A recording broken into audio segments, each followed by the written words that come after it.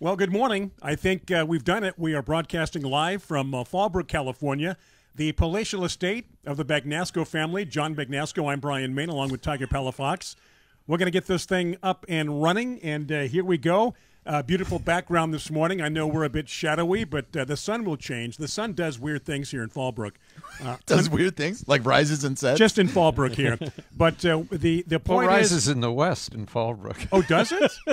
and don't tell me that it sets in the east. No, it goes back. It gets halfway and then goes back. Right there you go. Well, I guess the point I was making is we're a bit shadowy, but hey, check out that background. Look at the mountains. And, John, does your property go all the way to that mountain or not? No, a little bit before. A little bit before. Yeah. But we are happy to be here. It's going to be a fun show, hopefully. Technically, Tiger, you got us on. Yeah, we're working right now, which is amazing, right? We got off to a rough start, but we're on right now. We're connected. We have video. We have audio. People are interacting on Facebook chat. But it is like walking a tightrope with no net. Oh, my heart is beating 1,000 miles an hour right now. You know, for us to be able to do this. You know, you brought up a good point before the show that years ago, this would take a week to set up. You'd have to scatter it out a week and a half before, look for the plug-ins, look for the electricity, checking, 200 feet of cable. It's a little bit different now, but a little bit. And it wasn't long before that listeners would be on their transistor radios. Yeah. Listening to us, right? Yeah. So, we'll take your questions, your comments. We are monitoring them. We're going to be looking at John's garden and roses in more detail. I think you're going to be roving with the camera, Tiger, right, at some point? Yeah, we'll be moving around. We have some fun roses to chat about this morning. But I wanted to first start off by talking a little bit about Fallbrook. I know we've mentioned Fallbrook a number of times during our show. Fallbrook is a very important part of San Diego County. Avocados are obviously the major crop that were a big influence in San Diego County and Fallbrook itself. But also Fallbrook is the home to hundreds, if not thousands, of small farms, orchards, nurseries, and it's really an agricultural hub. And gophers. Yeah, and gophers. Lots of gophers here. But it's really a horticultural hub, agricultural hub here in Southern California, not just San Diego, it's though, right? It's a good climate for growing tropicals and borderline tropical fruits. Mm-hmm. Jason Mraz has an orchard. Coffee beans, right? He was doing coffee, but, he's switching into some other things. Oh, really? Because coffee doesn't do as well as people were hoping it would do in California. You were hoping that it would do well. I didn't put it in because I tried one plant over the winter and it froze to death, and I figured it's just not going to work. So for those that aren't familiar with Fallbrook, this part of San Diego County, the temperatures here in the summer can get triple digits at times. Yeah, and not usually, but not it could. Usually. 90s. Yeah, and usually not till fall. And then what's the coldest you're going to get this winter normally? Normally it doesn't freeze. So 33 Fahrenheit. 33. Yeah, exactly. I mean, occasionally you can have something. Fallbrook does have some things that distinguish it from other parts of the country, or county, I should say. And one of the things is it's the oldest city in Southern California that was not founded by the Spaniards. Oh, really? Yeah. Oh, okay. Johnny Carson would say, "I did not know that." It was founded by some people in Pennsylvania that lived in a town that was 2 words, Fallbrook. And they moved here and they started... Made it one word? Made it one word and started planting things like olives. Okay. Before avocados became popular. And the other thing it had, which is gone now, but it had a hotel that had a roof like the Hotel del Coronado. Oh, and like it that was by red... same architect. Yeah, that same round. Are there pictures of I've got Historical pictures Society? inside, yeah. Really? Yeah. Interesting. All these years I've lived here, I did not know that about Fallbrook. And what would you say, Brian? 30 minutes north of downtown San Diego? So people that know where downtown San Diego... I would say more like 40. An hour. An hour? 40 minutes to an hour. Okay. Well, look how long it took us from Scripps Ranch. Yeah, I mean, from my That was house, 30 minutes. when I did the map, it was like something like 38 minutes or something. So, yeah. Yeah, So maybe like maybe 45 minutes to an hour from downtown San Diego. Depends and on whether if there's no traffic and it's 3 o'clock in the morning, about 45 minutes. And then maybe if you were to go but it to takes the coast, me an hour to get to the airport. Okay, but if you were to go to the coast, so That's just west from here to the coast is 13 miles. Okay, yeah, that's not. See, it seems like we're so far removed. Yeah, it does, but we're not. When you put it in that distance, it's not that far. The ocean's right over that mountain to Brian's right. As the crow flies, 13 miles. Yeah, it's the seagull flies, Brian. Seagull, you're right. Yeah. Hey, by the way, do you get crows up here at all? Oh yeah, yeah. We might hear some a little later on. Yeah, they're always up to no good, aren't here. they? What's that? Yeah, there's a lot of bird life. Yeah, up and they're not afraid of people. When I was sitting here getting ready for the show, there was like something. We have dodos. What are you talking about? But no, I was sitting here getting ready for the show, and I heard something behind me, and I thought it. I mean, out here it could be a rattlesnake. Yeah, it could be a critter. It could be anything, and it was a bird, and it just was walking right behind me, walked right over there, and then continued on throughout its. I've seen a lot of hummingbirds cruising through the roses behind us. I've seen little sparrow, little small birds, and then we also heard some birds earlier. Yeah, I think that were bigger birds like crows or something. Yeah, we've got hawks and owls and things like that here. Trying to think, woodpeckers. Oh, really? Oh, yeah. Really? Down in the tree pit? Oh, they'll be up here. Really? Yeah. Wow. Woodpeckers have always fascinated me. Yeah, they do. They're an interesting bird, right? Like, very interesting. And then what they do to trees and telephone poles and. So, John, we just getting underway here. Any comments, questions that we want to bring to light to the people watching? No, a lot of people have joined us. A lot of people, comments. I mean, people are. Oh, here's a question. What's the difference between a hoard and a collection? Somebody must be looking behind us. Is Shannon in here? Not far. It's Gina. You know what? That's good. I like that. That's very good. But then she also said that if it's plants, it's always a collection, right? for some people. Yeah. I don't know. Yeah, well, but when we talk about the numbers of roses that you do have, because we've talked about that on the show a number of times, now people can actually start to see the actual plants. And this is a very small reflection of what you have, because you do have them scattered all around the property as well. But, scattered is a good word. Well, planted, interplaced. The ones behind us are all organized, though. Yes. By groups. Yes. To Brian's right, if hybrid you look, teas starting to my right? Yes, hybrid teas down there, but also directly to your right are the roses that got fried in that hot weather where it was 109. I mean, they're virtually dead, but you never know. Yeah. Some might be mostly dead. Just like your gopher roses, dead, but you're doing your best to bring them back. You got one that's rebounding. Yeah, one was a seedling, which I really liked, and I went out there and the gopher had eaten it. As a matter of fact, there's a couple roses out there we could probably go pull up right now. Now, I understand there's one gopher that you haven't been able to catch is going to be a guest during the show today. If we can round him up and get his opinion on, you've been telling us one thing. What is the gopher thing? Yeah.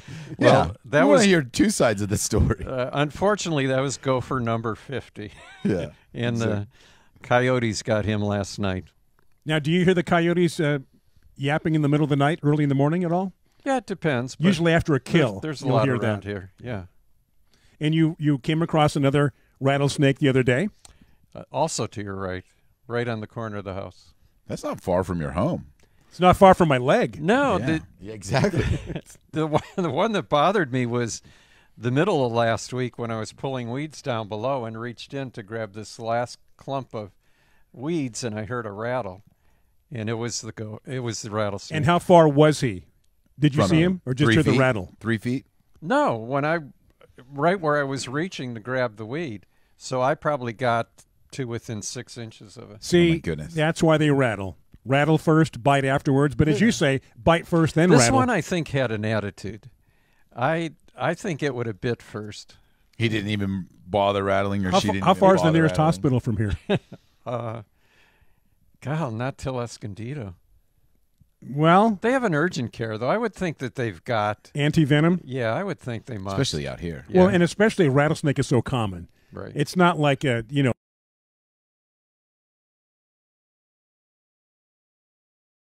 Yeah. because I even think I was an EMT for a while through college, and I even think they carry that on the trucks, on the paramedic ambulances. Pretty and stuff pretty like that. common. Yeah. So you'd be okay. You just need a plan, An escape plan. an escape plan. Yeah. But as far as out here, John, you're getting into fall now. We're in fall. Fall, Brook. Getting into winter. we're in Fallbrook, right? But I mean, it doesn't look like it looks like spring. I mean, the roses, I mean, I know you have some that you said got torched, but the ones behind us, beautiful, budded, blooming, foliage is looking good. This is a good time for up here. I mean, it seems like. If you don't have Santa Ana winds and you don't have the heat, yeah, it's almost like a second spring. But a lot of the roses look good because after they burned, they had to be cut back. And then this So is they're new coming back for flushing another bloom. growth. Right. I've had a few people ask what to do with their roses now, and you're right on the borderline. If you cut them back now, you'll get more blooms for Christmas. But normally you would just let them go and let them set hips and try to go dormant. We don't get cold enough for them to go dormant. Right. But if they set hips, they're going to say, "Okay, I did my job for the year. I'm going to rest now and stop growing." Hey, So- Danny, I'm sorry. Danny wants to know real quick, how many acres, on a serious note, are you on? 3.5. 3.5 acres. Right. Okay. And so if you let your roses set hips, that's kind of like a indicator for the rose to relax. Right. If If you don't let it set if hips, you think will it- about annuals, they flower, set seed, and then they die. Right. Well, that's a plant's ultimate goal, is to reproduce itself. And usually after it's done that, after it's set seed, it's either a signal to die if it's an annual, or if it's a perennial, to say, okay, my work's done for this year, I'm just going to rest. And with roses setting the hips, we're having shorter days, which also can signal a rest period. And then we're having cooler weather, but not cold enough to make them completely dormant. Okay. So that's the way that goes. Yeah, perfect. Good to know. Our buddy Hastam Brian says, I think Hastam's in Peshawar. Okay. I'm not sure if that, I know he's in Pakistan, but are you near Peshawar, Hastam? Anyway, he says that you should have some beautiful background music. Yeah, with the birds, was that what we were talking about? Yeah, we get pipe in sound effects. Yeah. Yeah, there you go. Exactly. Yeah. Or I don't know if he's picking up some other audio that we have, because we were we were talking about that earlier too. Like Exactly. with our mics, we were trying to figure out how to decrease. No, the, he was saying you should have that, Brian. Yeah. We need a background Now- Just set a mic off to the side.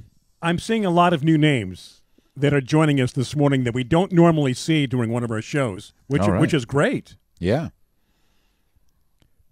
What's the approximate temperature right now? When we drove in, it was 57. 57. But the sun's came up since then. Yeah, if and you're so in the sun, it's really I think it's comfortable. almost, what, It's probably about 68? 68, Yeah. something 68, like that. It'll yeah. go up to 85 today. Yeah, and if I was in the sun right now, I would be warm. Like, Yes. if you were wearing that jacket, you would take it off. It's because, fine here, but Right. yeah, exactly. Exactly. And I think I looked at the weather, and it's supposed to get up into 80 today here. So, overall, the temperature is going to rise quite a bit. It's a beautiful day. I even I lost track of it, but there was even a hot air balloon that was rising in our background for the morning. Just when the sun came up. And Yeah, I'm sure exactly. I'm sure that was planned for the exact time the sun I came called up. them and I said, Yeah. "Hey, we're going to be doing a shoot. Right. Can you guys make sure to launch some Oh, you hot mean air like balloons?" a flyover before a game? Yeah, exactly. Yeah, very, very Well, good, Tiger Tiger. is trying to set up an aerial shot, looking down at us. You know I can what? barely connect it to the shot we have now. I can't believe you don't have a drone. Oh, I know, huh? Perfect Yeah. aerial Just- shot of where just we are. hovering above us right now. So I guess we're caught up on most of the questions, the comments, whatever's on your mind. Do let us know. I think before too long we're going to be doing a little exploring into the garden, into John's roses. Yeah, are we not following the clock? Well, we could. I could take a break right now. Did you already miss the break though? Of course I did. I get wrapped up into I was the conversation. Say, I'm watching this clock and I'm like, I think we should have already taken a break now. We should have. We're about 3 minutes over. And we're talking about Biz Talk Radio for the network, not Facebook Live. Because I want to move the camera. Okay. And also we brought up some roses that have some fun stories that we can take a quick break. Yeah, exactly. Okay. We will take a quick break. Those on Facebook Live, you can just keep watching us because the cameras will be running. We're going to cut the audio, but for Biz Talk Radio, if I can indeed on Monday edit the show and send it to him, we will do that. In the meantime, it is Brian Main, John Bagnasco, Tiger Palafox, broadcasting live from Fallbrook, California. John Bagnasco's place. Talking roses, talking outdoor remote here on Garden America. Stay with us. Welcome back to Garden America. We are broadcasting live from Fallbrook, California, John Bagnasco's estate. Now, I do say live. Many of you will perhaps listen or hear this show later on down the road on Spotify, Google, maybe even Pandora or Alexa, and that will be a pre-recorded show. But right now, for our purposes, we are live and hopefully getting some great shots as Tiger manipulates some of the cameras and some of the angles we have here from that's a nice shot. John's back patio. You like that shot, John? I do. Looks good. Looks washed out, doesn't it? I'm working on it. Everybody's a critic, right? Geez. Hey, you've been on me all morning. Yeah, I got to give it back to you a little bit. John, why don't you go ahead and move toward Tiger a little bit? Well, I'll zoom it out in a second, but I just wanted to show this rose because, when we were cruising the roses earlier, you had two kind of roses that had a green hue to it, right? But then the inner part is kind of purplish. And this was one that you the brought other up one as well. was pink with green edges, and this one is lavender with green edges. This one in front of us is called coffret, and can you spell that? Yeah, Coffret. Because I almost said Gesundheit when you said that. Coffret is, I think, French for box. Really? Yeah, it's like if Dana will chime in because she does speak French. Really? Yeah, she does. Oh, wow, that's impressive. Oh, all right. Well, Dana, you can let us know if I was even close. Coffret, and you think that's box, coffret? I mean, coffin, right? Maybe that's some kind of box. Yeah, very good. Maybe it's coffin and not box. But it's a really neat rose because the outer petals are green, right, and then the inner petals are pink. And when it was budded, or if it was like the other ones, because the other one was budded, it looked like it was a green rose. And then when it opens up, you kind of had this really neat change in colors. And the reason I put it up there is I have a lot of roses that are not available anywhere, right? Yeah. I mean, we collect roses that are not well, let's say in danger of extinction right now. They are, in danger of disappearing. But some are just roses that are unusual or newer. In this particular rose, if you like what you see, you can buy that on Etsy, at least for a little while. Oh, yeah? Like people are selling them? Yeah. Okay. Yeah, if you go to Etsy and go up or search for rose plants and or just type in the name Coffret, coffret. And you'll find people selling them? You'll find people selling them, they'll just ship you a little 4-inch or 1 gallon. I think one of the other ones I had brought back there was also from Etsy. So Etsy's got some nice roses. Good source for collectors looking for some unique stuff. Or people looking for florist roses. If you want roses that are really different and for bouquets and stuff, you can go there. Yeah. That is an interesting thing that people might think of in the sense of buying roses. Like, it's like buying a vegetable, right? Like you buy a tomato plant because you want to have tomatoes later on. So people will buy certain roses, certain plants to have for their cut flower arrangements or, whatever it is that you're doing. With a variety like this, if you were to plant a full bush, do you think that they produce enough to actually make arrangements out of them? Or is it kind of minimal? It depends because I was showing you some of the florist roses that a friend had sent me from Northern California, and they're really hardy roses. I'm surprised. They love the heat. They grow well, and they seem to bloom enough. So yeah. So it would be worth it. It would be worth it to plant them and have it, and then you have it. That way you can just go out to your garden, cut the roses, make your arrangements. Right. And then like you say, with this one, you can't go to a florist and find these roses in, you're going to find a white, you're going to find a red, you're going to find a yellow, but you're not going to find some of these really unique types. So that's kind of fun to have. Depending, it depends. The area I showed you where I had all those florist roses, there's a woman in Northern California who goes to Vaughn's and Ralph's, and whenever they get in their new roses, she's there looking, and she takes them home and she starts them. And she's probably got over 100 varieties of florist roses. Just from the flowers that they have, she roots them and then grows them there? Right, and she sent me a bunch, and I'm surprised at how well they do. Because there's always,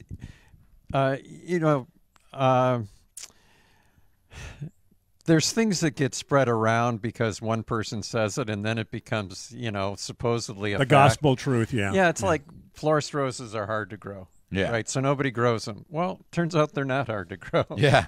Or they're floppy. Right, and the thing about florist roses is that they last a long time. Yeah, the actual rose itself, right? Because that's what they've been bred for. Right. They'll last is a while. The one that I think it's behind us, it's called Pumpkin. Oh, yeah, I'll grab it. Okay, that particular rose was originally a florist rose, and it was a Jackson & Perkins test rose. It was never introduced, and I found this plant in the San Jose Heritage Rose Garden. And when this opens up, it's this is a little bit faded, but it's really a pumpkin orange. Then it fades to a lighter orange, which is what we're seeing now.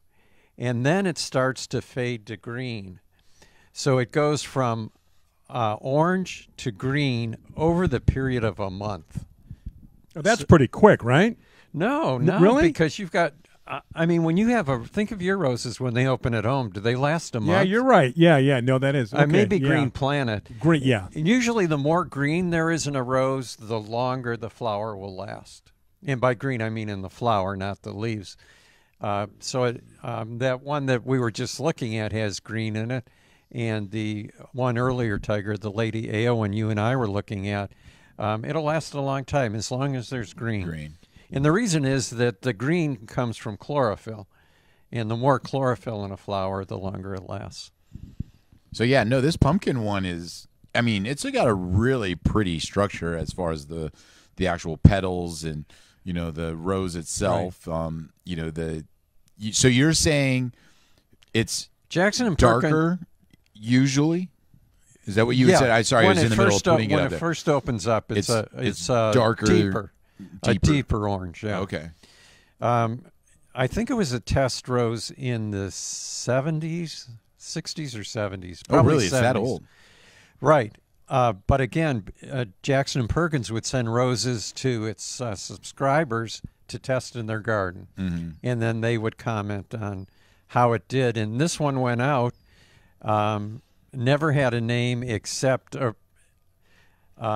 pumpkin with quotation marks around it. Like, we're not sure. If we do introduce it, we might call it pumpkin, we might not. Uh-huh. But I guess there were some negative things about it, and they never did introduce it. Okay. So the one rose that was still around was in San Jose, and then that rose died in their garden. So before it died, I had taken a cutting, and so it's still alive in maybe 2 or 3 rose plants right now. Wow. So this is, I think it's worth saving. Maybe one of one kind of a thing here. Now, let me ask you this, because I know a lot of your roses, like you say, you get from people rooting them. Some people graft them for you. This one pumpkin at the base, you've got a little grouping of stems coming out of right here, which, is the root stock down below here. Is this an own root plant here? No. This one is grafted? Remember I told you that I took a cutting from San Jose and rooted it. Okay, I took buds from that and sent it to Steve Singer at Wisconsin Roses. And he budded this one up for me. Okay. And we have a couple that we've sold in the auction in past years. Okay. Our friend Jan, who's in Brentwood, up in the Bay Area, says that florist roses do really good for her in the heat. Oh, yeah? So that kind of verifies what I was saying for me, that they take the heat, tolerate the heat really well. We got a couple of questions here. All right. Somebody was asking about a tree. Oh, Lenore? the tree in the background, Yeah. was that picture the bougainvillea tree? Yeah, I was just going to say that because we do have a wonderful shot, and we do talk about that tree a bit. I'm going to zoom in on it right now, and it's not anything to kind of, it's kind of tough. I know the camera's showing it Yeah. off. It looks like a dead tree, I think. From Well, it's a bit of a distance, a little bit. But it's the bougainvillea tree that John has talked Right. about a number of times in the show, and it's actually very large from when you first had it years ago. And It would have been larger had a gopher not eaten some of it this summer. and the brown is not dead. It's Those are old flowers. It's flowers, old flowers right. like bougainvilleas do. We saw that in Costa Rica. Do you remember? Yeah, I Yes. remember that. Yeah. Yeah. So, no, it's a very pretty tree that's over there, and John's got it situated right there on the top of that slope by his bench and, roses around it. So that's the bougainvillea tree. And Now normally it's a purplish bloom or Right. pink. Yeah, pinky purple. Now, Yeah. you and I had discussed this before. Why do you think people don't plant those in California? Because I first saw it in Florida, and it was a 30-foot tree, just covered with flowers, and it's an unbelievable sight. But I don't know if I've ever seen another one in Southern California. Yeah, and I really just think it comes down to, popularity of things in production, right? I mean, The two P's you're talking about. Yeah, Yeah, we popularity, just- production. Exactly. we just talk about, there's so many plants to choose from. And for, a garden center or a production nursery to kind of think about what they're going to create or what they're going to produce in a bougainvillea year. are really popular, though. Yeah, they are. But, I don't know if, production wise, that would be something that they can produce a lot of. Oh, real quick, since we were kind of talking about that, I think I talked about Annie's Annuals closing. Oh, yeah. Last week. Right. They posted a new note, and don't quote me for sure, but I did see on there they did post that a group of employees from the Annie Annuals facility in, I think it's Richmond, Right. is purchasing the retail nursery and still going to operate it as Annie's Annuals. And then there's another company that's buying the Annie's Annuals website, and they're an online garden center, Grow Organic or Organic Grow or something like that. Who's going to then continue running the Annie's Annual website? I don't know what that all means, but it's just kind of good to hear that they'll continue, because when we were talking about unique plants, Right. Annie's was one of those places that had that unique Yeah. stuff, and you could find it, and they did grow some really cool stuff. So, Well, I think last time you were here, there was around this whole corner was that white lace flower, yeah. and that had come from Annie's Annuals. So, and I've got quite a few plants that came from Annie's. Yeah, they have a crazy selection of poppies. Not just the California poppy, the popover, the popover. Am I saying that right? Right. Poppy. So the actual poppy flower that there were so many neat flowering poppies out there that I've never even seen before. But they produce them, and then you can plant them. So lots of fun stuff. Let's take a little quick break here and get reorganized. If you're just joining us, a lot of new people, a lot of new names I'm seeing on the our Facebook page here. I'm Brian Main, John Bagnasco, Tiger Palafox, broadcasting live from John's home, John's estate here, beautiful Fallbrook, California. Great background. So do stay with us. Going to take a quick break. Back with more here on Garden America. Stay with us. And just like that, we are back. Those on Facebook Live continue to watch us during the break. But audio is on now. Mics are hot, and we continue from John Bagnasco's, I call it the Palatius Estate here, 3.5 acres, Fallbrook, California. Very, very nice. Those watching us on Facebook can obviously see the environment that we've had the pleasure to be broadcasting from this morning. So thank you for joining us. Tiger's pulled up another rose here. It's one I didn't pull the weeds out of, so Tiger's weeding it for me. No, well, that's okay. I think people actually feel better knowing that you do have that weed problem, John, that you're like the rest of us. Oh, if we could make all of Southern California feel better. with all the weeds, right? If seeing weeds will make them feel better, right? Yeah. Veronica said she didn't know, Veronica in Spring Valley, that she didn't know there was a bougainvillea tree, and she wants to know a little bit about the growth. And I said that the one I saw was 30 foot tall and maybe about 20 foot wide. So, you know, it's a good-sized tree. It's like a medium-sized shade tree, right? Yeah, and I can't remember. Is it not thorny? You know, it's not. Right. It's not, right? So you know, that's another thing which I'm really surprised about. Like you say, people don't plant them more because I hate bougainvilleas just because they're thorny. Right. So you know, the fact that it's not thorny is also kind of a nice thing because it's still a bougainvillea, meaning you know, the foliage and the flowers and the flower production. I mean, you know, when that tree was in full bloom, I mean, people talk about crepe myrtles blooming a lot and looking really pretty. Right. It's way better, yeah. better than a crepe myrtle. Right. I've noticed, you know, regular bougainvillea seem to bloom almost constantly. And this one doesn't. It has a bloom season. Yeah. Oh, by the way, the only way I found one, we were talking about why aren't they available, I ordered this from Logi's Greenhouse. Yeah, I remember you saying that. And you can go online, and Logi's spelled Logee. So Logi's Greenhouse, and you can order, the plant I ordered was a little 2-inch or 4-inch plant. And, you know, I just babied it along until it got to be that size. So you can always start that way if you want. And then, Gina's got a good suggestion, Brian. She says that after the show, you and Tiger should have a rose planting contest. Who can plant the most in an hour? Oh, yeah, really. While John watches us. Yeah. That is a good idea. Hey, A better idea would be the weed pulling contest. Yeah, I was gonna say, Gina, because the problem is I'd be able to plant a lot of roses, right? But they just wouldn't be where John wants them. So, and then if we do the weed pulling, then at the end, John would grade it by weight. But yeah, how much weight are you bringing in with weeds? Did you get to all the questions?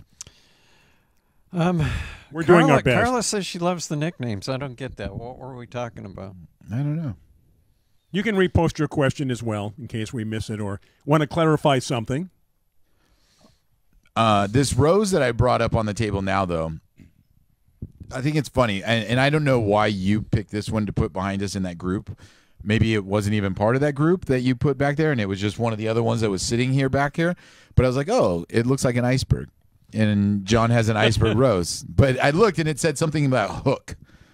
Hook 8. Well, the reason I brought that is because it's a tea rose.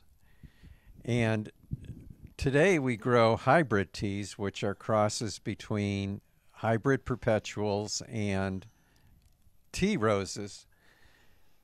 Which are from China, and were some of the first ever blooming roses, teas and China roses. And so you can see the shape of this rose is similar to a hybrid tea, but a smaller flower. But if you look at the way that it grows, you can tell that it's more gangly and just a different look. And the reason I put this up here was it came from John and Becky Hook in France. And they had sent it to their house's son in Del Mar. And when their son announced he was moving, they asked if I could go help dig up some of the roses or take cuttings or save some of the roses they had brought over from France. And this happened to be one of them. And still trying to identify it because it did not have a tag when we took the cuttings. And you know, I'll send pictures to John and Becky and see if they can let us know what it was. Iceberg. But it's not iceberg, Tiger. Iceberg. It grows differently than an iceberg. An iceberg is got a lot of hybrid musk in the background. It's got the like powdery mildew, just like iceberg does on the stems of the petals too. You know, the area behind us, where the roses are starting to get mildew this time of the year because we're on the north side of the house. Yeah, just like moss, huh? Yeah, and the sun never hits the first rows. Right. But during the summer, that's in full sun all Are we going to day. be pulling mushrooms out of the ground too later on? We might if we have a lot of rain like we did. Yeah. That is something that kind of you've had 2 years of excellent rainfall on this property now, right? Almost too much rain because the snails really proliferated. Yeah, but I mean that's got to be showing through these plants so well because I mean also for years before that you were just pumping hose water on them. Where do you get your water from here? Is it well or is it city provided? Right. And is Fallbrook's water pretty good? Rainbow Water District, yeah. And is it good water? Because I know in the city of San Diego we talk about how much salt it has and all that. Well, our water here is H2O. Oh. Okay, so you're different. Yeah, that's weird. You're different. Okay, That's new. For those that may not be familiar with that, John, you So- have the H, then you have the 2, Of the O's. and then the O. Oh, no. right? No, just the one O. You've got 3 O's? two H's. Yeah, 2 H's. Right. Oh, okay. You know what HOH is? I do, but we're on the air. I don't want to. Maybe when I turn the mics off, we can talk about that's it. Christmas. That's ho, ho, ho. That's H-O. H-O-H. Okay, so we're okay, Oh, HOH is hydrogen peroxide. Right. Which is good for many things. Yeah, good for plants. Yeah. Yeah. Good for plants and But is your water pretty good here? Yeah. Your hose water? You don't Yeah. run into problems with it? not at all. Good. Not at all. My neighbor, if you look behind us and down, you'll see storage tanks. And for those watching, just look straight ahead. See, he has storage tanks for water because he has well water. And my neighbor on the other side that has an avocado grove also has well water. But not you. Well, we've talked about it, but, to put in a well is $70,000. Yeah. It's very expensive. Yeah. Yeah. So I'm trying to wonder what the payback is. Yeah. Yeah. As you get older, you have to think about payback. Yeah. This is Will I ever recoup my money? Any other questions? Pancakes. What's the pancakes question? Pancakes. Carla. Pancakes. I don't know what Carla means. Maybe scroll back and it might make sense. I don't know. So what's going on at your nursery, Tiger? What are people planting in San Diego for the fall? Well, first of all, what are they buying? Well, so it's a really weird time of year for us because we're transitioning from this fall pumpkins, fall veggies, and all of that kind of stuff into kind of the more winter plants. So number one is we're getting into the November is the big time of year when we work with Moosa Creek Nursery, which is a California native nursery, and they really advocate towards getting those California natives into the ground in November and December to get established over the winter. So Moosa Creek is releasing a lot of really cool natives, a lot of different varieties. It's amazing to me how many new, and I say new with quotation marks, natives there are continuously because it seems like they're always finding new natives out there. But it used to be like you wanted to ceanothus, you had an option of a low growing ceanothus, a big bush, and then a tree. And now there's 15, 16 different ceanothuses and real small ones, real big ones with white flowers, ones with real blue flowers, ones with the classic light blue flower. So it's a fun time for California natives. So, that's a real big push. But in alongside that, that's also kind of like the whole Mediterranean, Australian native plants. They kind of tout that same thing. So you're seeing a lot plants are like dingoes. yeah, exactly. That's what you were just going to say, I was right? just going to say that. Well, no, in the sense that, dingoes Hard not are, to say something. Go dingoes ahead. are wild dogs, right? Yes. But now we don't have any wild dogs here in California or in the United States, but we've got poodles and terriers and Bernedoodles. right. Yeah. And the same thing with when you think of natives, you think of wild plants. Yeah. Like a ceanothus, but they've been crossed and hybridized, and so now you've got all kinds of tame wild plants. Tame. I like that. Tamed. Yeah, tame. Yeah. Tamed wild plants. But it's interesting to see because it used to be also people think, oh, you planted a xeriscape or native garden, and they were like, oh, it looks bad, during certain times of the year. And I don't think that's the case at all. I think you can plant seasonal where you always have something going on. You always have a plant that's doing its prime growing during whatever time of year. Right. Because there's fun stuff that it's not just spring, it's not just fall. There is stuff that blooms in the summer. There is stuff that looks really great in the wintertime as well. So I mean, we're getting kind of ready for that kind of stuff at the nursery. And then we're getting ready for Christmas trees. So it's funny because we have to post these big signs all over the nursery right now saying, hey, we're not closing. We are getting ready for Christmas, and we have to empty the yard. We have to move stuff. We have to get, things set up for Christmas trees. How are the supplies of Christmas trees, by the way? Remember a couple of 2 or 3 years ago, we talked about supply and demand, and then it would take a couple of 2 or 3 years to catch up. Yeah, so I will say that has changed. So number one, the demand for the Christmas tree has fallen. Okay. And then number two, because of that, the supply for the Christmas tree is now meeting the demand much easier. Okay. Prices should be going down then, maybe? So the one thing that is, prices stabilize this year. So we actually are saying we're staying the same as last year. But the one thing that did go up again this year was transportation. So transportation. The Christmas tree price has actually been stabilized for a long time. It's the transportation cost that has driven the price up. Because, for us in Southern California, we get our trees from Mossy Rock, Washington. And a truck to drive from Mossy Rock, Washington down to us, and usually we'll get like a direct shipment, is going to take a couple days. And you got gas prices, obviously, that factor into it big time. That's the biggest thing, So, I mean, those guys or gals burning those trucks or driving those trucks are burning through thousands and thousands of dollars. So you raise that gas price $1 a gallon, and, that adds a lot to the whole shipment cost. Yeah. But we're getting ready for Christmas trees, so we're clearing out a lot of stuff. So the nursery looks a bit empty right now when you go in there. But we're still open, folks. Yes, but it's just in preparation for the holidays. I forgot that that time of year people would always come and say, "Are you closing?" Mm-hmm. And it was usually even after Christmas, right? Yeah, because then you're empty, right? And people show up. Yeah. And then the funny thing, this doesn't happen anymore, John, but we've talked about this too. But the funny thing too is after the holidays, you used to get in your bare root. So the plants you used to get in were sticks and like in bins. Right. And so people will walk into the nursery and be like, what is this place? Like nothing's here. They're not selling anything. This isn't good.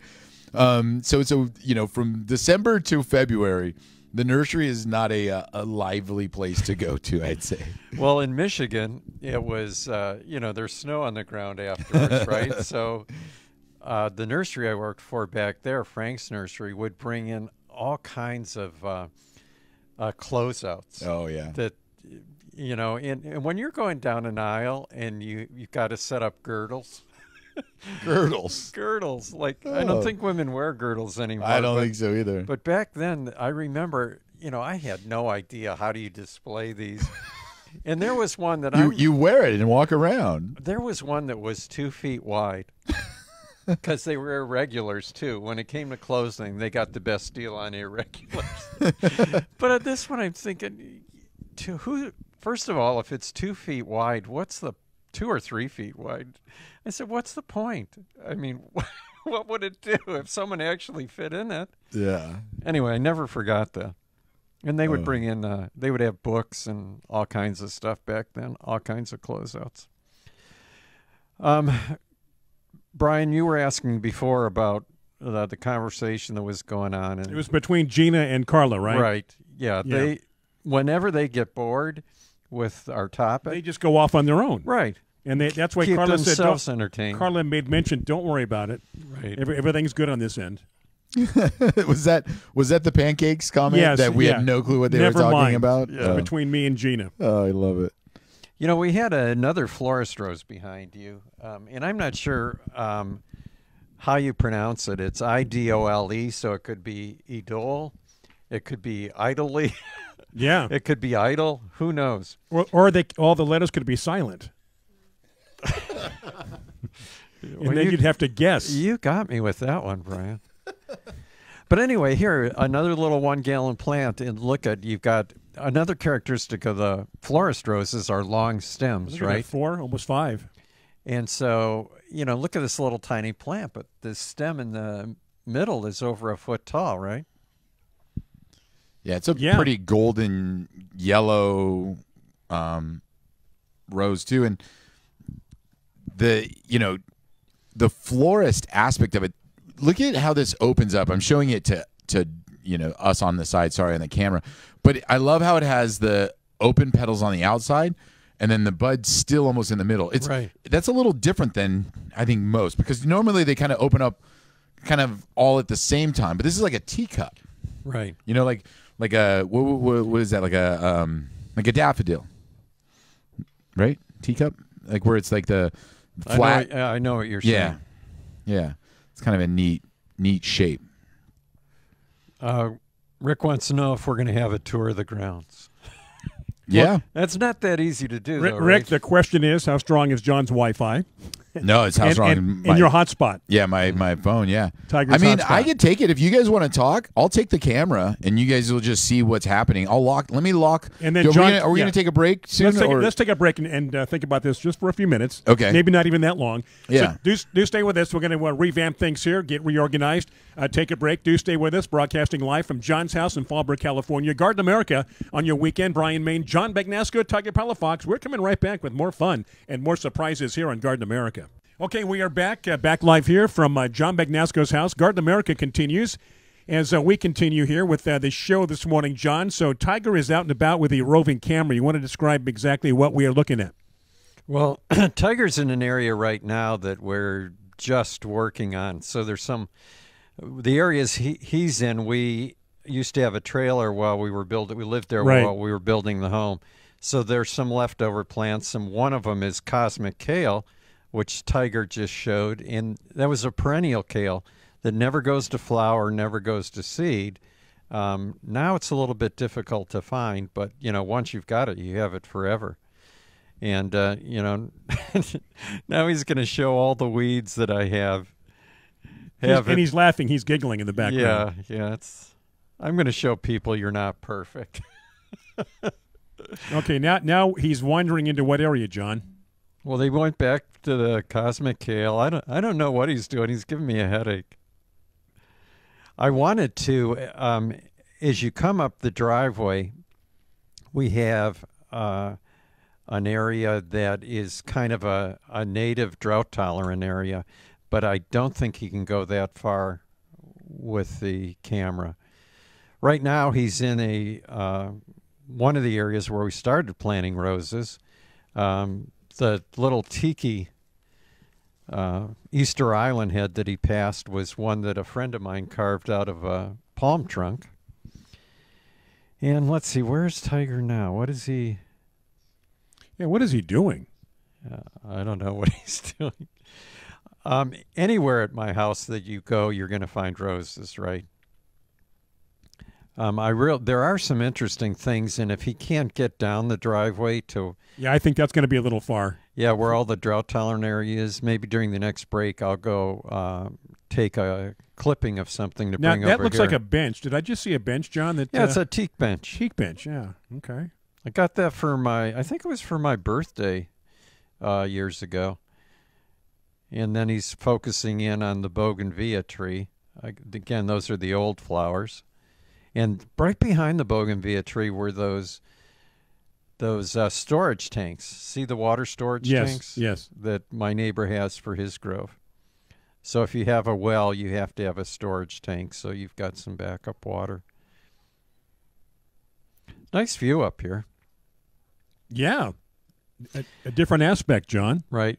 The area that Tiger's in now was an area where I just caught a gopher because I have a bunch of plants just sitting beside me here that I'm hoping will still survive. The nice thing about a rose, if a gopher gets it this time of year, there's still a really good chance it'll survive even if there's not a single root on it. So some of the ones they got, I'm hoping are going to do okay. I just saw a question, John, that might be relevant to what Tiger is what Tiger is focusing on? Is the one that you need to take a cutting from to show us how to do it? You know, I don't know if it was Lisa, but That is Lisa. Yeah. No, that is, I know. Yeah. But I don't know if it was Lisa that had asked before to do a show on how to take cuttings. And I think that's something we might do in studio. The area behind us, all the roses are staged by varieties. So when we put them in the ground, we'll have a good idea of what we're doing. Do you have a rare and endangered section? Usually anything that goes in the ground here Is rare, it's rare and endangered. endangered. Gotcha. Okay. Tiger's just passing some of the avocados I have. I have a few unusual varieties of avocado. I have Reed and Queen and Gem and a couple others that are going to be put in the ground. He's moving toward the hybrid tea section, right? Yeah, he is. I should have gone with the camera and let Tiger do the describing. Watch out for the cliff. It's a sudden drop, Tiger. He's got to watch out for the rattlesnakes. And the rattlesnakes? Rattlesnake's not far from where he was. It's a bit cool for them to be out right now. You got to wait till that noon sun hits. Yeah, but they've got to live somewhere. Oh, they're there. Tell Tiger to come back. Come back. John says to come back. That's enough. There's things that we do not want to see.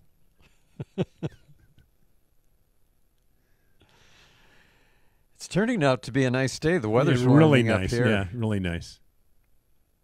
So there you go. That's another. Of course, that's not everything, but that's a good chunk of that little abbreviated tour there. Well, we have, I'm not sure how far Tiger can get away, but down below we have the chicken coops, and we have a guest house that my son lives in with his wife. Did we want to take a tour of the guest house? Would this be a good time? Probably not. Yeah, I would think so. Not. Okay, so you guys need to switch seats now, right? well, we can do that at the break. As Tiger changes some of the camera angles, and there you go, some of that footage right there. So, did you see anything out there that surprised you, or have you been here long enough to where nothing surprises you in John's garden? No, I've been here a number of times, so I think I know they are. I'm just so surprised about every time I come up here how how we much. couldn't go to the front. The areas you landscape. Yeah, and I'm just going to say I'm just so surprised on how much everything has grown over the years that you've been here, and you're starting to see some of the. I didn't round the corner, but that cashmere cypress and these other plants that you've gotten with this idea in mind, right. And now they're starting to actually fulfill that idea. They're starting to hide certain areas with the trees and the shrubs that you were using. The slopes are starting to become full of the roses and the other things that you're putting on there. Just the whole idea that the plants are now fulfilling. When Brian and I drove up into the driveway, Yeah, it was full and just absolutely gorgeous. hadn't seen that before. Again, for this time of year, it's kind of neat that you can come up and it's almost like a second spring. So Yeah, if somebody back east or the Midwest were to see that now, as we push into the latter parts of October, November, that would be quite a shock. Yeah, they're probably just getting over their fall color, right? Yeah, exactly. Let's see here. Lisa was asking if there was weed cloth under the pots behind me, and there is. Otherwise, there'd be no chance of growing anything. No gopher cloth, though. That's got to work on that. Well, you don't need gopher cloth for pots, Brian, but in the ground. In the ground's what I'm talking about. We have gopher cages. Yeah, doing a good job, aren't they? Yeah. Did you use those wire mesh ones? I tried them. And what did you think of those compared to the gopher what was the other brand? Not I don't Go For like It. the one you're talking about that looks like chicken wire. Yeah, I you like yours better, but I'm still not sure what happens to the roots. Right, that was they the grow big through. question, because it's a very fine wire mesh. Right. So to think that the roots can grow through it is going to be interesting. And you don't think you haven't had it in the ground long enough to see any kind of results, so to speak, in the sense of you're like, ooh, this plant can't grow outside of the wire mesh. Yeah, so far I haven't seen that. Okay. I don't know. One thing that I want to show you after the show is there is I did something I've never done before, and you always learn things in gardening. And my son had sent me a picture of a philodendron salome. Okay. And common name's fingerleaf philodendron, right? And he said he was working at some property and it was huge. And he said, "Do you want this? I can dig it up and bring it home." And I said, "Well, you can if you want, but you can get those anywhere. But I like them; they're nice plants." Yeah. Well, I figured he thought it's not rare. He just put it through his chipper, came through, and by his house dumped everything out. And there were a couple pieces of the trunk, and just chopped off. And I thought, they are aroids, right? Yeah. And aroids have a lot of air roots usually. And I said, I wonder if you could root this. So Just a piece of the piece of the trunk. Just not even Right. foliage, not Right. even a stem. Yeah. We're talking Right. a chunk of plant. Right. So I took two pieces. This is 2 years ago, and I stuck them in the ground on the hill. And they've been there through the last couple of winters and done nothing. But they didn't decompose. They didn't rot. They just sat there. And then I dumped a bunch of mulch on the hill. And the mulch has been there for a month now. And I'm walking by, and this leaf is coming up out of the ground.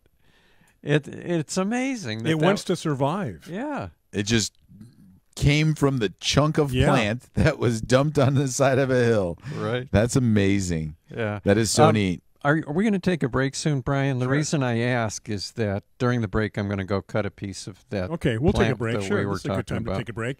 All right, it is break time here on Garden America, so we are going to do that. John's going to reorganize. We're going to reorganize. Tiger's going to check our audio, our connections. So do stay with us. A lot more to come here as we broadcast live from John's house here in Fallbrook, California. Garden America, Brian Main, John Bagnasco, Tiger Palafox. We are coming right back. Well, that was a nice break. Little bathroom break, little food break. Regenerated, ready to go here as we continue. We got about another 20 minutes, 25 minutes here. Live remote, John, at your place, and you've if you're just joining us, yes, obviously not in studio today, but at John's house here in Fallbrook, California. And you took some time to grab a cutting, John. What exactly is that? Well, before we do that, one of the reasons we took a little longer break is our friend Sherry showed up. And we had talked about the tour that we have coming up next spring. Philadelphia. We're going to the Philadelphia Flower Show. And we had asked people they could go ahead and reserve a spot because Sherry's going to finalize the itinerary, and she'll send it out as soon as she's done. But we have limited space, so we asked people to reserve a spot, and I think we have about a third of the spaces already filled. How many spaces realistically are available? I think it's around 20. We may be able to go up as high as 30, but I think it's going to be, maybe 20. And you said we had 24. 6 people committed 6 so right. far. Right. So go ahead, and if you want, we'll post on our website the itinerary as soon as it's finished. But if you want to reserve a space, you can go ahead and send a note to me at john@gardenamerica.com and let me know how many people you would think might be going if you're interested. You're not committed. You don't have to go. Obviously you don't want to buy a pig in a poke tiger. But Sherry will send you the itinerary with the pricing as soon as we're done. So it should be a fun trip. The Philadelphia Flower Show is the world, or the at least America's largest flower show, garden show, and it's the first week in March.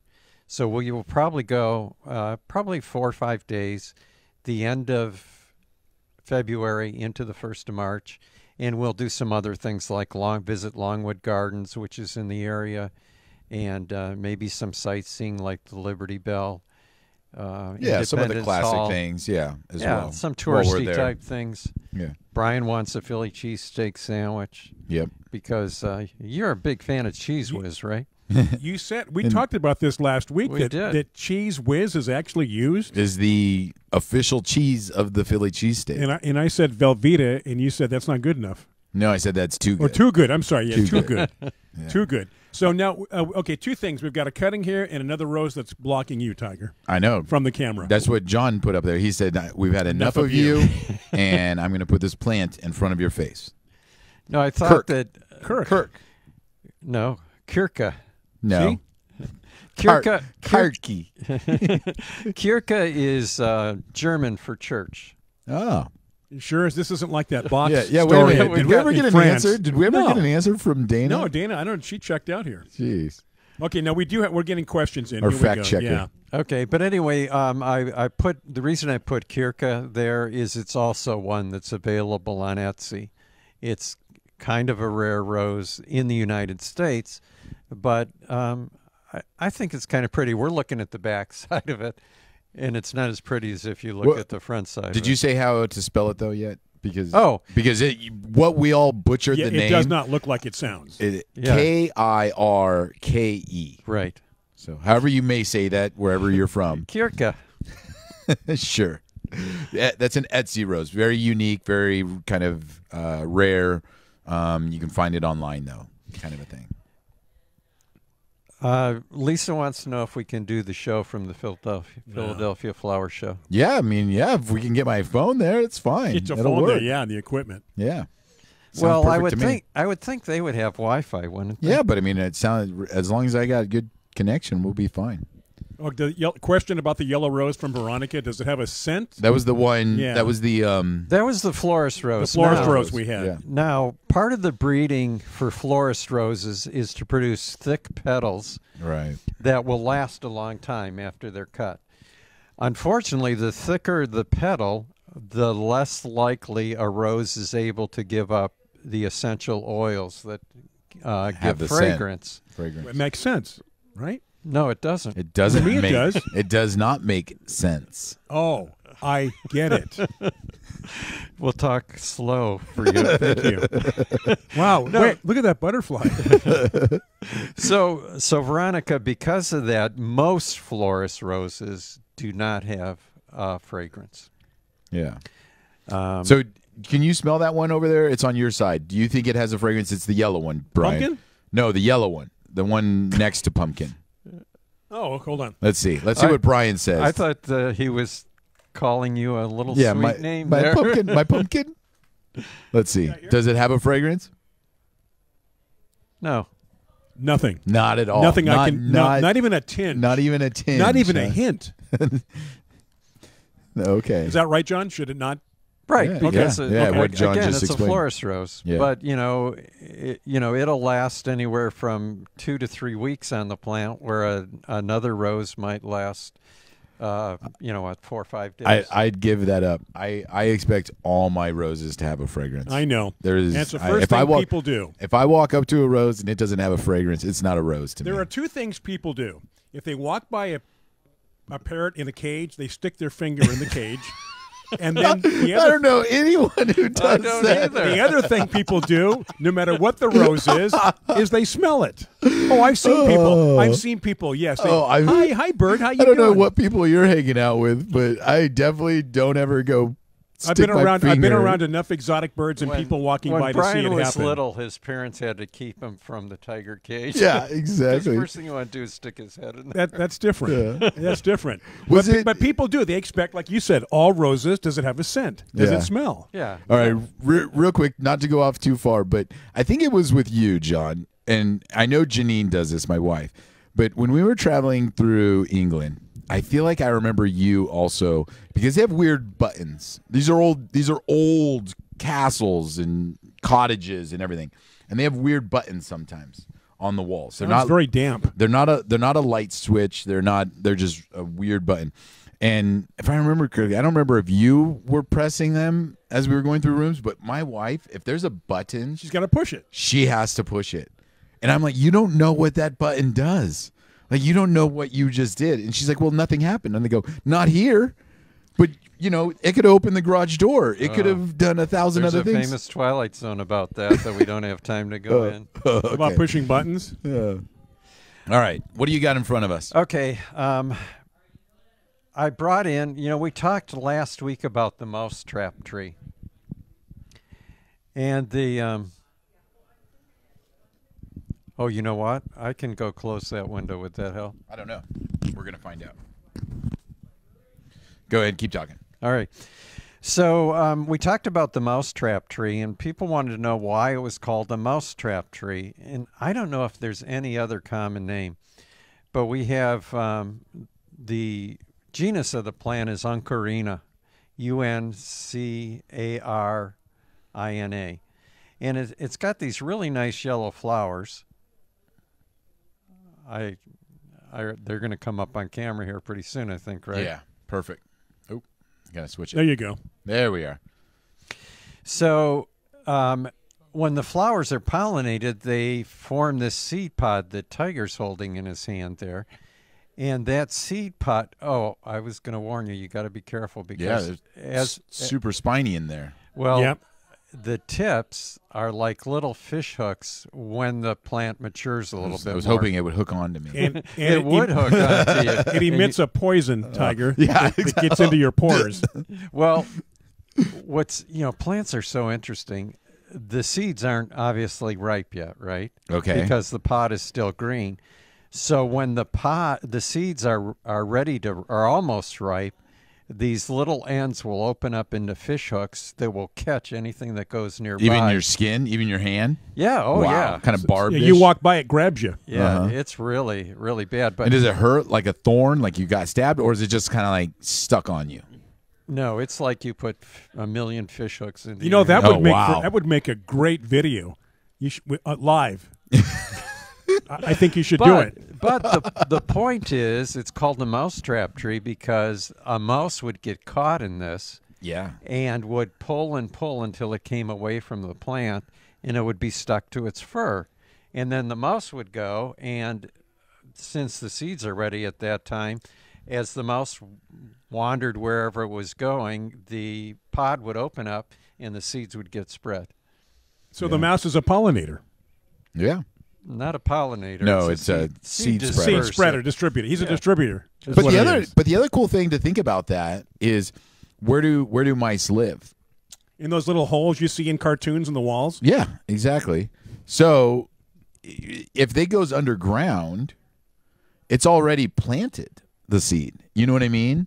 Like, normally a seed just drops on the ground, and then there's a very small chance of that seed rooting in. Something's going to come along. Right. It's going to be hard to root into the ground. But if it's already kind of in the ground a little bit, there's a better chance of it kind of growing. That's pretty neat. Yeah, it's amazing the way plants disperse their seeds. Find their way. Speaking of dispersing seeds, the dandelion tree that I had by the front driveway, I don't know if you ever saw that. I have one. You gave me one. Right, and this was a different species, a little bit bigger growing, and it was about 6 foot tall, maybe going close to 7 foot. The gopher just completely ate it. Oh, really? Yeah, I had a walking stick after that. Man, because mine dies, is it once or twice a year? Goes dormant. Goes dormant. Right. Once or twice a year. I feel like I get 2 flushes. Like I cut it back at the end of summer because it looks like a dead dandelion. Right. And now it's flushing out again. And I think it'll look good in the winter, but then before the spring I'll cut it back again, I feel. Is that it seems to me like it normally goes dormant during the heat. Yeah, that's what I'm saying. Yeah. So but I feel like I even like it even blooms again and looks like a dead dandelion right before the spring. So I think I can cut it again and then get it to grow new. And it grows so fast. It's really cool. Yeah. I like seeing the stages from the yellow pretty flowers to the dandelion seeds to it's faded completely into looking like a brown moppy kind of a plant, like a spent hydrangea. Carolyn has an answer to your button question. Oh yeah? Yeah, she says that she one of her relatives had those in her house and that they were used to call the servants. Yeah. Yeah, some of them are. Some of them open trap doors, so you just never know. Well, your wife knows how to push your buttons, doesn't she? Hey, I mean, I just think it's this woman is a teacher, very responsible, Educated. all of this, and she cannot walk through a room. If there's a button, it has to be pressed. Now, what about a crooked picture? No, she won't care. Won't straighten it up? I mean, she will, but not. That's not like you. We talked about this already with you. I'll fix it. I'll fix it. Yeah. Even if I never come back again. Yeah. Do you do that in other people's homes? No. He's walking through your house, fixing all the pictures. All right, you got to see the picture John has in his living room. In his living room? Was it just Beautiful. of John? No, it's a picture. I think him and Shannon got at an auction. Beautiful. We'll show it to him when we get in the hot. Okay. No, I'm telling you, it's nice. Yeah. He thinks he's being set up. I don't know. I don't know when you're being sarcastic or you're being truthful. Well, Sometimes you're kind of being set There's up. a little bit of both in that, but you Okay. ought to see it. It's very nice. We've got about 10 minutes. 10 minutes for the whole show? 10 minutes, yeah. Then it's even going to be a bit longer. Yeah. In 10 minutes. I don't know about what you're going to be doing. We got a hot spot here that we need to be concerned about. Yeah. Any other questions? People have been chiming in. I do not rearrange everything. Oh, Dana says I rearrange everything after she dusts it. What did she ever answer our Coffet question? Was it Coffet? Coffret. Fred, does that mean box? Coffret. R-E-T. R-E-T, Dana. Does that mean box in French? If you're still listening and watching. I've already forgotten. I looked at the name. The camera that we have out in your yard is on a certain rose. I thought it was really pretty. It's right here off to my right. You see it's a pink and kind of yellowish one. Do you remember the name of it? I do. Okay, well, because Dawning Moment. that's that's the it one was. you pointed out when the Right. sun was shining on it earlier. Right. Yeah. Okay, yeah. Yeah, that was it's a pretty rose. Is that another florist one or no? Is that not in that group? No, it's not a florist rose. Okay. There is a rose that's similar to that a little ways over called Parfum de Grasse, which Grasse is a town in France where they have a lot of perfumes. So this rose is really fragrant. So for you guys that that's like my rose then. Yeah, sniffing scent? your nose where they That doesn't belong. you guys would like that I'm looking rose. at that. That's a pretty healthy banana tree to your Yeah, left, John. That's the one I gave you. And mine's doing, you know what? It's interesting. Mine was in partial but mostly sun for a long time. And it did okay, but never quite, just when you thought it was going to really, come to fruition, kind of die back. I moved it under the stairwell because of some construction going on, and it is taking off like you won't believe. So it's basically out of the sun. It's getting very indirect sunlight. Go figure. Dana said she had no idea on the pronunciation Oh, come of on. that word. After I built her up. Yeah. I built you up. Actually put her on the spot. Oh, she did. It means box. You're right. Actually, I just looked it up. Yeah. And it means box. Now, is it box or coffin, Dana? She said box. Yeah. So, Yeah. but anyway, the point's well taken. Yeah. Why would you call a rose box? Yeah, it's such a basic name for a rose, huh? Yeah, especially in English. Yeah. Box. Box. And yeah, and what else could it mean for a rose? Like there's nothing about a box that also goes with rose. No. Like none of it's square. Is that a yellow rose of San Antone over there? No, it's red. Okay. Just the sun makes it look yellow. San Antonio. We say San Antone, but yeah, San Antone. we Is say a red rose. Well, you probably say Yellow rose of San Antonio? St. Louis instead of No, I say Saint. You say St. Louis? Do you say Missouri or Missouri? Missouri. Yeah. Here we But go. there they say There's another Missouri. rabbit hole. Here we go. They say Missouri there, right? Yeah, I think so. Creek or crick? Crick. Crick? Really? Jed Clampett says crick. Jeez, I say creak. creak. Creak. So do your walls or your doors creak or do they crick? Hey, you know what? We're getting to be see when things. This is when you know the show's about over. Yeah, we were talking about our hotspot fading out. I think we're fading. Yeah, I think so. Maybe that's Dana says we're a bunch of knuckleheads today. Yeah, of course. And we don't normally talk about politics on the show, Dana, so... Yeah, so I think she's wrong there.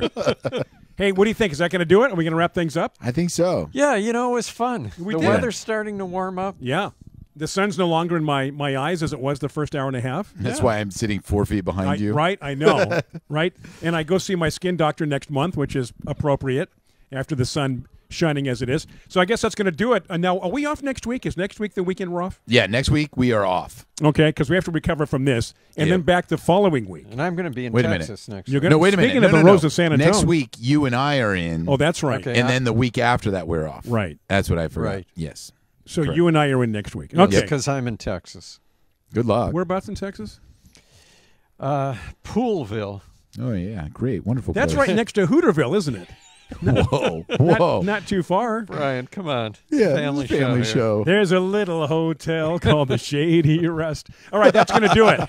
Thank you for joining us from John's house here, Fallbrook, California. We're going to be back in studio next week. John's in Texas. It'll be Tiger and myself, and maybe Yeah. we'll bring one of the kids in or something. Yeah, right? We could Be do so. fun. We'll figure it out. Anyway, thank you for joining us. For the entire crew, I'm Brian Main, John Bagnasco, Tiger Palafox, Shannon, your lovely wife, who's been a great host this morning. Thank you for the hostess coffee and breakfast. and Breakfast, yeah. Sherry is here to talk about Philadelphia. Have a good rest of your weekend. Have a good week, and we'll do it again next week right here from the studio on Garden America. Take care.